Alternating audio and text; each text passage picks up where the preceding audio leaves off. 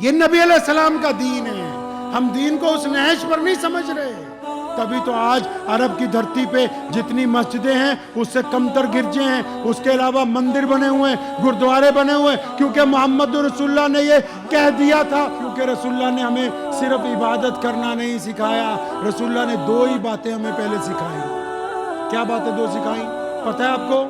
آدم علیہ السلام نے کہا اللہ ایک ہے، آدم سے نوح تک سب نے کہا اللہ ایک ہے، نوح سے ابراہیم خلیل اللہ تک سب نے کہا اللہ ایک ہے، لیکن رسول اللہ نے اس بات کو پورا کیا، فرمایا جس کا اللہ ایک ہے، جس کا رسول ایک ہے، وہ انسانوں سے نفرت نہیں کرے گا۔ لوگ پنچایت بلا کے لوگوں کو بتاتے تھے رے بھائی ایک ایسا نبی آ گیا جو یہ کہتا ہے، آپ کیا سوچ رہے ہیں ہم صرف اس لیے مسلمان ہو گئے کہ لوگوں نے آ کے کہا کہ اللہ اور اس کے رسول کو مان لو؟ نہیں،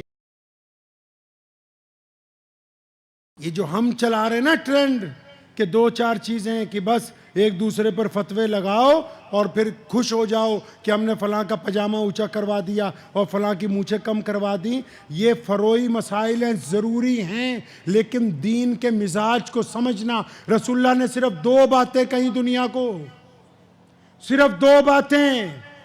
یہ آج میں پوچھو ہم سب کو، ہمارا خون نکال کے دیکھو، کیا اس میں کسی کا ڈی این اے محمد رسول اللہ صلی اللہ علیہ وسلم سے ملتا ہے؟ تو نہیں ملتا۔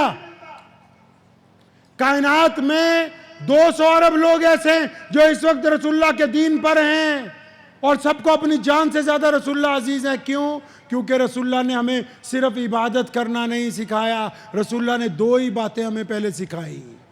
کیا باتیں دو سکھائیں پتہ ہے آپ کو؟ کیا دو باتیں سکھائیں؟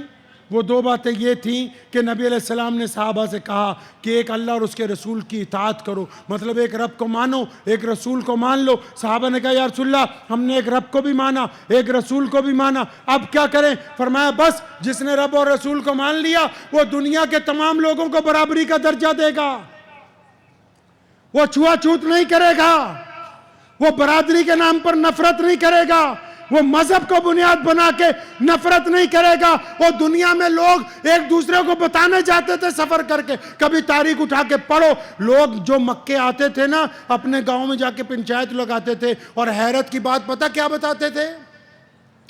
آدم علیہ السلام نے کہا اللہ ایک ہے، آدم سے نوح تک سب نے کہا اللہ ایک ہے، نوح سے ابراہیم خلیل اللہ تک سب نے کہا اللہ ایک ہے، لیکن رسول اللہ نے اس بات کو پورا کیا، فرمایا جس کا اللہ ایک ہے، جس کا رسول ایک ہے، وہ انسانوں سے نفرت نہیں کرے گا۔ لوگ پنچایت بلا کے لوگوں کو بتاتے تھے رے بھائی ایک ایسا نبی آ گیا جو یہ کہتا ہے کہ کالے اور گورے ایک صف میں کھڑے ہوں گے، ایک ایسا نبی آ گیا جو کہتا ہے کہ بیٹی اچھوت نہیں ہے، بیٹی تمہاری عزت ہے، جو کہتا ہے کہ فاطمہ میرے جگر کا ٹکڑا ہے۔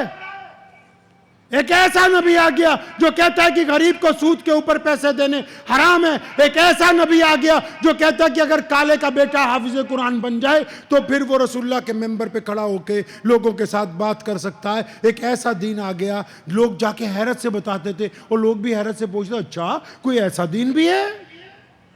تو لوگ کہتے تھے ہاں ایک ایسا دین ہے جس کے ماننے والے دوسرے مذہب کے لوگوں سے زبردستی نہیں کر سکتے۔ تبھی تو آج عرب کی دھرتی پہ جتنی مسجدیں ہیں اس سے کم تر گرجے ہیں، اس کے علاوہ مندر بنے ہوئے ہیں، گردوارے بنے ہوئے ہیں، کیونکہ محمد رسول اللہ نے یہ کہہ دیا تھا کہ جو تمہاری رعیت میں رہیں گے، جو تمہارے ماتحت اگر رہنا چاہیں گے تو تم ان کے ساتھ زبردستی نہیں کرو گے۔ دنیا حیران رہ گئی تھی، آپ کیا سوچ رہے ہیں ہم صرف اس لیے مسلمان ہو گئے کہ لوگوں نے آ کے کہا کہ اللہ اور اس کے رسول کو مان لو؟ نہیں، جب رسول اللہ نے بلال کے ساتھ ایک تھالی میں کھانا کھایا نا، جب سیدنا اسامہ جیسے غلام کو سرداری دے کر گھوڑے پہ آگے بٹھایا تو پوری دنیا کے لوگوں کو محسوس ہوا کہ کوئی ہے کہ جس نے یہ کہہ دیا ہے کہ آج کے بعد تمام لوگ جو ہیں وہ برابری کا درجہ رکھتے ہیں۔ یہ نبی علیہ السلام کا دین ہے، ہم دین کو اس نہج پر نہیں سمجھ رہے۔